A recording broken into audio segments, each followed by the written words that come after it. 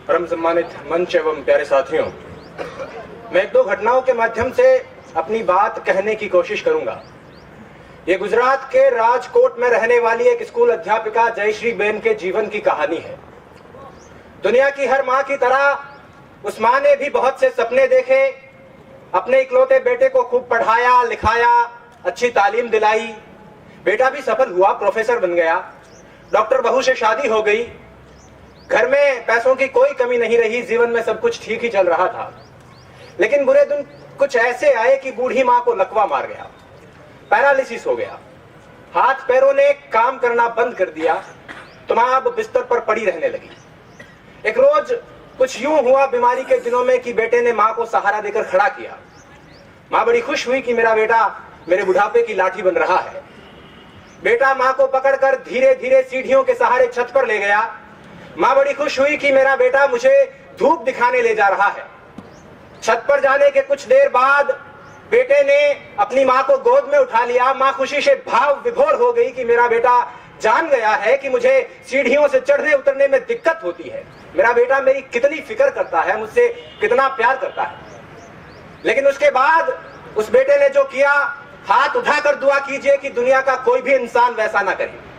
उस बेटे ने गोद में उठाकर अपनी मां को 4 मंजिला मकान की छत से नीचे फेंक दिया। बूढ़ी मां कुछ समझ पाती उससे पहले उसकी जिंदगी खत्म हो गई। 4थी मंजिल से नीचे गिरने में कितना वक्त लगता है? 3-4 सेकंड लगते होंगे। लोगों को लगा कि मां छत से गिर गई होगी, लेकिन पुलिस पड़ताल और सीसीटीवी फुटेज से 3 महीने बाद पता चला कि मां मरी नहीं थी, प्रोफेसर बेटे ने मारा था। और पुलिस पूछताछ में प्रोफेसर साहब ने कहा कि मैं मां की बीमारी से तंग आ गया था और इस आफत से पीछा छुड़ाना चाहता था। इल्म की तासीर जब गुरूर में बदली, बुनियाद रिश्तों की महज दस्तूर में बदली और बुजुर्गों को फकत आफत समझ बैठी औलाद आदम की बड़े बेनूर में बदली। 2 महीने की बीमारी से परेशान होकर प्रोफेसर साहब ने 9 महीने तक पेट में रखने वाली मां को मार डाला। ऐसा ही कुछ मुंबई की आशा साहनी के साथ हुआ। उनके बेटे ने खूब अच्छी तालीम हासिल की, अमेरिका गया, प्रोफेसर बना, लेकिन घर लौटकर नहीं आया। पीछे बूढ़ी मां इंतजार करते करते एक रोज बिस्तर पर सोते सोते ही मर गई और उसका जिस्म उसी बिस्तर पर पड़ा पड़ा कंकाल में बदलता रहा। बेटे ने 1.5 साल तक कोई खबर नहीं ली और बाद में जब घर लौटकर देखा तो उस बिस्तर पर उन दोनों के रिश्तों की तरह खोखला एक हड्डियों का ढांचा पड़ा था।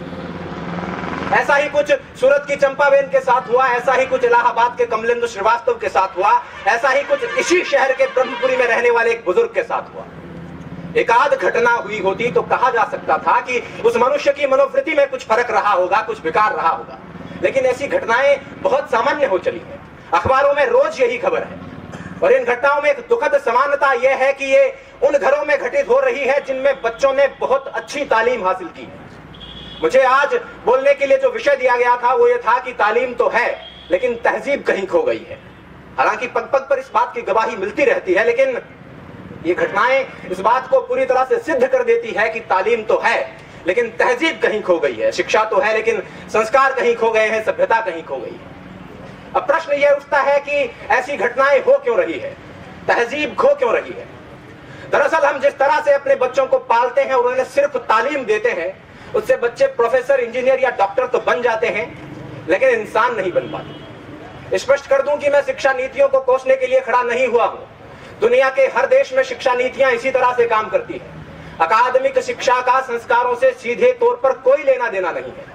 संस्कार देने का काम समाज करता है, परिवार करता है, माँ बाप करते हैं। और अगर संस्कार कहीं खो रहे हैं तो इसकी जिम्मेदारी उन्हीं की बनती है। बच्चा संस्कार कहां से सीखता है? घर से ही तो सीखता है। अब पहली बात तो यह कि बच्चों को घर में रखा ही नहीं जाता और यदि रख भी लिया जाता है तो स्कूल में और घर में कोई फर्क नहीं रखा जाता। हम सब जानते हैं कि संस्कार सिखाने की उम्र में माँ बाप बच्चों को रट्टा मारना सिखा रहे होते हैं। एक रोबोट की तरह, एक मशीन की तरह बच्चों को प्रोग्राम कर रहे होते हैं और 20-25 साल बाद उस मशीन में रिश्ते, संवेदना, प्यार, सम्मान और संस्कार खोजने लगते हैं और जब नहीं मिलते हैं तो परेशान होते हैं। तारे जमीन पर फिल्म का वो दृश्य याद कीजिए। माँ बाप बच्चे को बोर्डिंग स्कूल में छोड़कर रवाना हो रहे हैं। बच्चा पल्लू पकड़कर रोता है कि भीड़ में यूं ना छोड़ो मुझे, घर लौट कर भी आ ना पाऊं माँ, क्या इतना बुरा हूं मैं माँ, क्या इतना बुरा मेरी माँ। माँ बाप फिर भी निष्ठुर होकर चल देते हैं और जब बाद में बच्चा संवेदनहीन होने लगता है तो बहुत परेशान होते हैं। मैं ऐसे अनेक युवकों को जानता हूं जिनको उनके माँ बाप ने 7-8 साल की उम्र में घर से दूर अच्छी तालीम हासिल करने के लिए भेज दिया था। हालांकि इस बात में कोई दो राय नहीं कि वो अच्छा भविष्य बना लेंगे, अच्छा करियर बना लेंगे, लेकिन एक चीज जो मैं कई बार महसूस करता हूं वो ये है कि उनका अपने माँ बाप के साथ रिश्ता उतना मजबूत नहीं हो पाया है जितना सामान्यतः होना चाहिए। और यदि उनमें से कोई 20-25 साल बाद अपने माँ बाप को घर से निकाल देता है या वृद्धाश्रम में छोड़कर आ जाता है तो मुझे इस बात से कोई अचरज नहीं होगा। करता था सो क्यों किया, अब कर क्यों पछताए। बोया पेड़ बबूल का तो आम कहां से खाए। पहले जब प्यार बोया ही नहीं है, सम्मान बोया ही नहीं है, संस्कार बोया ही नहीं है तो उसके मिलने की उम्मीद क्यों करें। खैर, मैंने काफी समय ले लिया है। अंत में चलते चलते बस इतना कहना चाहूंगा कि जयश्री बहन तो छत से फेंके जाने के बाद नीचे गिरते वक्त कुछ सोच पाई थी या नहीं सोच पाई थी मुझे नहीं मालूम, लेकिन अगर आपके साथ ऐसा हुआ, भगवान ना करे ऐसा हुआ, तो आप ये जरूर सोचेंगे कि तालीम के साथ तहजीब भी दे दी होती तो इस तरह नहीं बढ़ना पड़ता। और अगर आप इस पश्चाताप के साथ नहीं मरना चाहते हैं तो अपने आने वाली नस्लों को, अपनी पीढ़ियों को, अपनी औलादों को मशीन बनाने के बजाय मनुष्य बनाने की शुरुआत कर दीजिए। इन्हीं शब्दों के साथ मैं अपनी बात कर रहा हूं।